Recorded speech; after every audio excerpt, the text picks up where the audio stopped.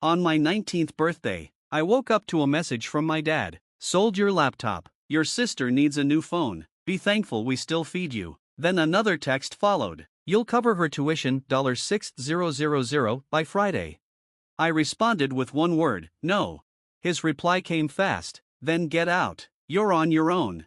So I left, without a word, without a scene. I didn't yell. I didn't cry. I just packed what I could carry and walked out.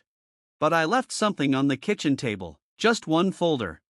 Inside it were documents they never cared to ask about, scholarship award letters, a job offer, proof of deposits into a private account they'd never touched, all earned by me, all in my name, not a dollar of theirs involved.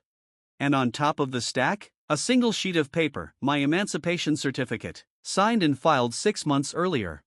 I'd planned this, quietly, carefully, and when the time came, I walked.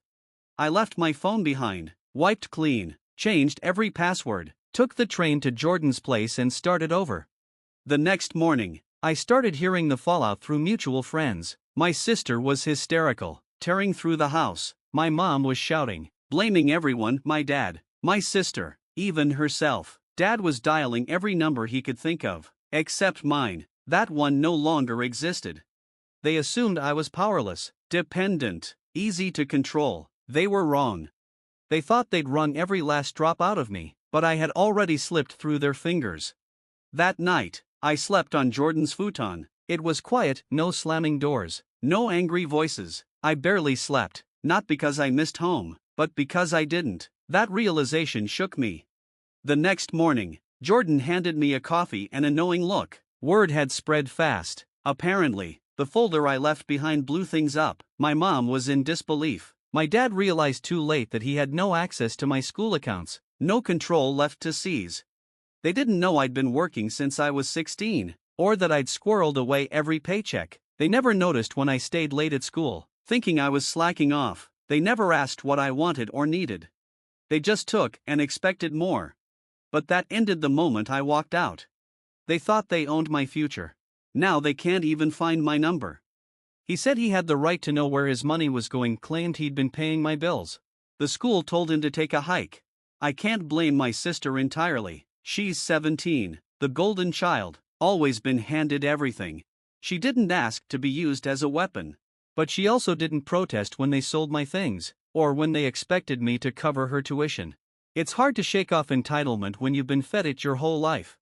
I hadn't planned on making noise. My original idea was simple: disappear. Rebuild, let them realize too late. But watching them now desperate, confused, realizing they don't know me at all, it hits differently. They thought I was trapped, that I'd bend. Turns out the quiet one already had an escape plan. By the end of the week, I was still at Jordan's, crashing on that futon, but I'd started the paperwork for campus housing. I wasn't spreading the story, didn't want the drama. But when you vanish like that, people start asking questions. I'd left my phone behind, factory reset and silent, no SIM, no digital leash. But I had a laptop, not the one they sold, but an old backup I kept in a locker I paid for in cash. It was slow, beat up, but it booted, and that was enough. Through campus Wi-Fi, I checked emails, scanned messages. That's when I found out things were spreading. A professor had emailed me, concerned. Apparently, my dad called the department pretending to be my financial sponsor, saying he needed to know if I was okay. The email was worded politely, but the subtext was clear: she didn't believe him. Later, I logged into a quiet Discord server we'd used for a class project. Not social media, no noise, just a tucked-away chat. That's where I saw it. People back home were talking. Someone posted that my mom was telling relatives I'd run off with stolen money. Different story, same manipulation. I didn't argue, didn't comment. I just uploaded a redacted version of the folder I left on their kitchen table. Proof I was legally independent, that I hadn't touched their money, that every step I took was mine alone. Screenshots, signatures, timeline. No caption, just evidence. Jordan helped set permissions, no comments, no downloads, no shares. Just the truth, left quietly in a space a few trusted people would see. One of them must have shown it to my cousin Lena. She used to believe every word they said, especially about me. But this time was different. She didn't contact me directly, she couldn't. But that night, Jordan got a message from someone using her initials. I don't know what they did to push them this far, but it's probably worse than we know. That's when it really sank in. I hadn't just walked out of a house. I dismantled a whole illusion, a structure built on guilt, silence, and performative perfection. And now, that silence was broken. I moved into student housing on Monday.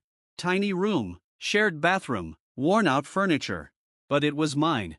No surprise lock changes, no screaming matches through the wall. No one treating me like a wallet with legs. By then, Jordan had blocked every attempt they made to reach me. They tried emailing my old school address, already dead. Tried messaging teachers, even sending letters through mutuals, all desperate, all ignored. They never expected me to actually be gone. I was always the quiet one, the one who helped, who didn't complain, who took the hit to keep the peace. They thought I'd keep doing it, forever. Smile, numb out, give more, ask nothing. But I learned something they never taught me: how to leave. According to the grapevine, they're unraveling. Dad even showed up at my sister's school, demanding someone fix it. Told her I'd come back, that I'd pay, that I always do. But not this time. Because I'm already gone. And none of their tactics work anymore. When they finally realized the money wasn't coming, everything started to unravel. My mom turned on my dad, blaming him for pushing too far. My dad pointed the finger at me, accusing me of humiliating the family. And my sister, she started contacting people I hadn't heard from in years, trying to guilt them into helping out. One of them messaged Jordan, just one line, tell him she cried all night. He didn't answer. As for the laptop they sold, I filed a police report. I had the serial number, the receipt, proof it was mine. Turns out they sold it through a nearby pawn shop. Technically, the investigation's still open, but I never filed expecting to get it back. I filed it because people like them don't believe consequences are real until they see their name on a report. I wanted the record, a paper trail. I also contacted the Scholarship Foundation directly. Gave them my new contact info, told them I'd left home for safety reasons and had no financial ties to my parents anymore. They understood without needing the full story. Turns out, I wasn't the first. That same week, I opened an emergency account through the Student Aid Center on campus. They helped with food vouchers, textbook support, and some legal guidance. I showed them my emancipation documents, the texts. Their reaction wasn't shock, it was quiet recognition. They'd seen this before. People think walking away is dramatic, that it's yelling, slammed doors, bridges burning behind you. But sometimes, it's just unplugging. Cutting the cord on expectations, guilt, obligation. No messages, no visits, no one last favor, just silence. And finally, peace. A month passed. No relapses, no contact, no second guessing. I stayed off social media, kept my routine tight. School, work, sleep, repeat. At first, the quiet felt unfamiliar. No one shouting from across the house. No, can you come here for a second? Followed by a chore or demand. Just space, stillness, the sound of me moving forward. Then one night, Jordan called. He had an update, not out of curiosity, but because I deserved to know. My dad had shown up at his job. Tried to play it cool, like he was just dropping by. Said there was an urgent family matter he needed to talk about. Jordan didn't take the bait. He walked straight to the manager, had him escorted off the property. Security cameras, witness statements, logged and filed. Another breadcrumb in the trail. Another reminder, I wasn't under their command anymore. Not long after, a letter arrived. No return address, but the handwriting gave it away instantly. My mom's, shaky, frantic. Inside were 5 pages of guilt dressed up as concern. We only did what was best for you. You owe us for everything.